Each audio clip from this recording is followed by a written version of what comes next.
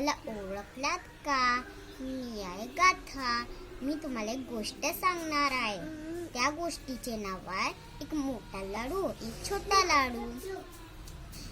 एक मुलगा होता. त्याची आई लाडू बनवत होती. त्याच्या टिफिनमध्ये 2 लाडू ठेवत होती.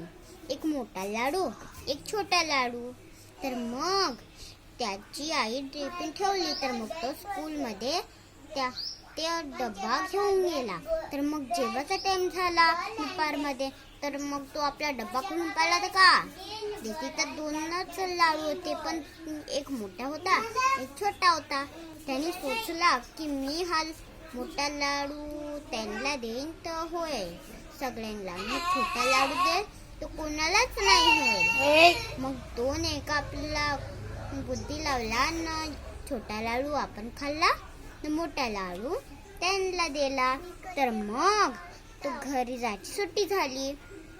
तर मग त्याची आई विचारते की हा 2 लाडू खाल्लाय का? त्याला विचारते, बाळा तू 2 लाडू खाल्ले का? तू एक लाडू कसा खाल? मी तर तुला एक मोठा लाडू अजून एक छोटा लाडू दिला. तर मग तू आपल्या मित्रांना कसा दिला? तर मग तो म्हणते, आई तू तर रोजच म्हणतेस की मोठी वस्तू दुसऱ्यांना द्यायची तर छोटी वस्तू आपण खायची. तर मग छोटा लड्डू मी खाल्लाय न मोठा लड्डू त्यांना दिलाय. मग आई त्याला शाबासकी देत. चांगली वस्तू असेल तर दुसऱ्यांना द्यायची, तर छोटी वस्तू असेल तर आपण खायची. बाय मित्रांनो, पुन्हा भेटूया.